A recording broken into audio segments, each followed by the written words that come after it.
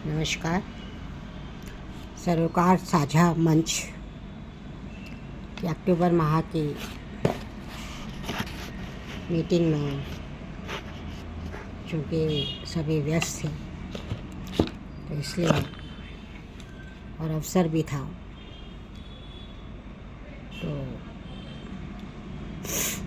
मेरे पिता डॉक्टर विश्वम्भरनाथ उपाध्याय जी के संबंध में ये कार्यक्रम रखा गया है। उनके प्रति आदर व्यक्त करने के लिए हमारे लिए एक ही मार्ग है कि हम उन्हें उनकी रचनाओं को याद करें। आप सबके सहयोग से हम उन्हें सादर नमन करते हैं और उनकी कविताओं का पाठ कर उनके प्रति सम्मान व्यक्त करने जा रहे हैं। कुछ यादें शेयर करना चाहती हूँ। हम जानते हैं कि कोई भी इंसान परफेक्ट होता नहीं है, संभव ही नहीं है, लेकिन संतान के लिए उसका पिता ही पूर्णतः परफेक्ट इंसान होता है। और यह रिश्ता तो जन्म से ज़्यादा ही होता है जो जिम्मेदारी तक चला जाता है। और ऐसा भावनात्मक लगाव है जिसमें मातृत्व और पितृत्व दोनों एक साथ ही जन्म लेते हैं। दोनों की भूमिका कमोबेश समान होती है, लेकिन भाव और जिम्मेदारी कुछ अलग भी है। मेरे पिता उत्तर प्रदेश के एक सुदूर गांव से संघर्ष करते हुए एक ऐसे मुकाम पर पहुंचे जो साहित्य से जुड़ा हुआ था। अल्पायु में पिता की मृत्यु, किशोर आयु में विवाह, अकेली माँ की चिंताएं उन्हें सताती थी, लेकिन उन्हें पढ़ने लिखने से रोक नहीं सकी। उन्होंने दूर आगरा में जाकर पढ़ना पसंद किया, क्योंकि आगरा ही शिक्षा और साहित्य का उस क्षेत्र में एक अच्छा बड़ा सम्मानीय केंद्र था। उस समय के गुणी साहित्यकारों और शिक्षकों की संगत ने उन्हें हिंदी के अकादमिक और साहित्यिक संस्थान में स्थापित कर दिया। हिंदी, संस्कृत, अंग्रेजी और उर्दू साहित्य के वे अध्येता थे। राजस्थान विश्वविद्यालय में आचार्य और कानपुर विश्वविद्यालय में वे कुलपति रहे। उसके बाद प्रेमचंद और सुब्रमण्यम भारती पीठ के मानक निदेशक के रूप में भी उन्होंने जयपुर में काम किया। अपने 60 साल के साहित्यिक जीवन काल में उस वक्त के सभी गणमान्य साहित्यकारों से उनका संबंध रहा और इसीलिए मुझे भी उन सब से मिलने का अवसर मिला। उनकी उदार सोच, जागरूकता, तार्किकता, वैज्ञानिक और सोचने की दृष्टि से हमें जीवन की सीख मिली। रूढ़ियों और परंपरागत विचारों से हटकर उनके गहरे चिंतन मनन से हम सभी लाभान्वित हुए।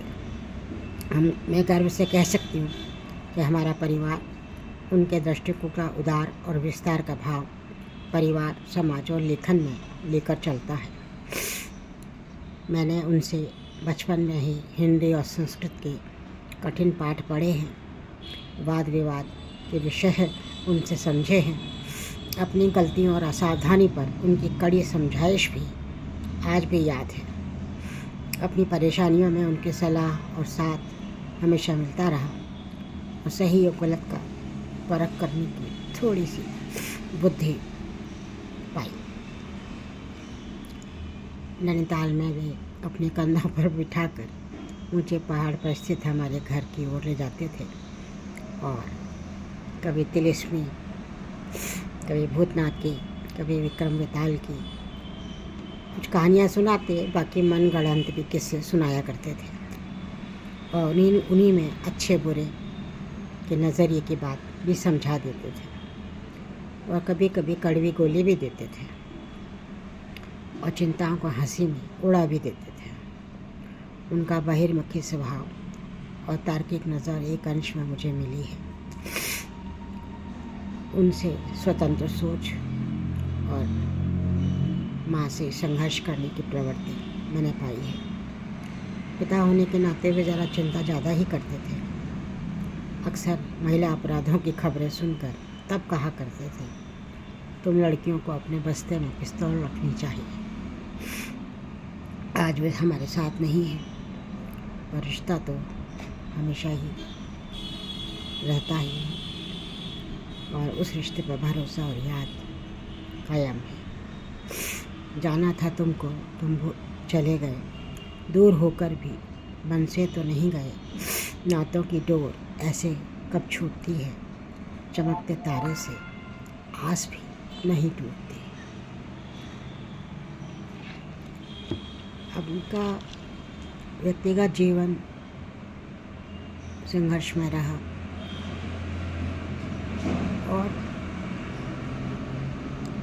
उनकी जो पढ़ने और लिखने की प्रवृत्ति थी उसका कोई मुकाबला नहीं था। आज लोग विश्वविद्यालय के हिंदी शिक्षकों पर व्यंग करते हैं, लेकिन वे नहीं जानते कि उस समय के शिक्षक सिर्फ शिक्षक नहीं थे, वे अध्येता थे, अनुसंधानकर्ता थे और उनका मौलिक सोच और सृजन रहता था।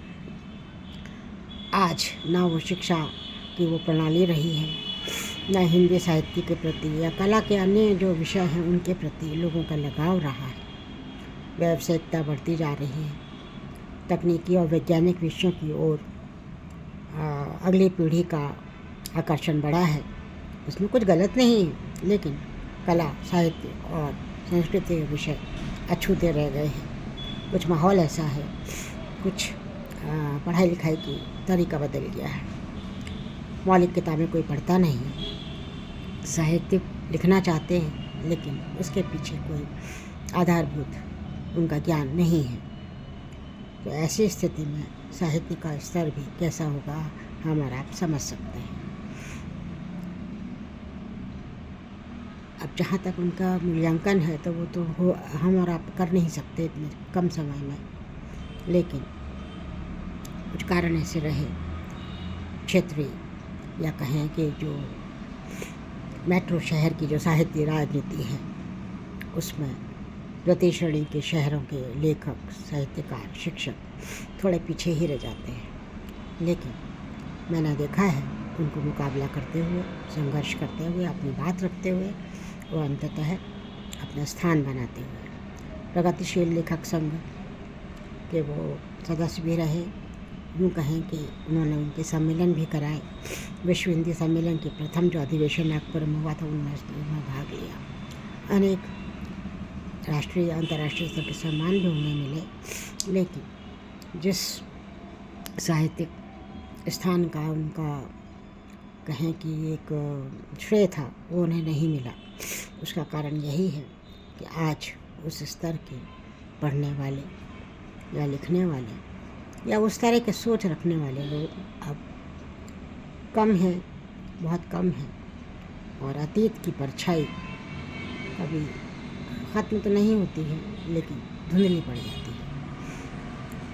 तो इसीलिए शब्दों के साथ आप सबके प्यार और स्नेह के साथ मैं नमन करती हूँ।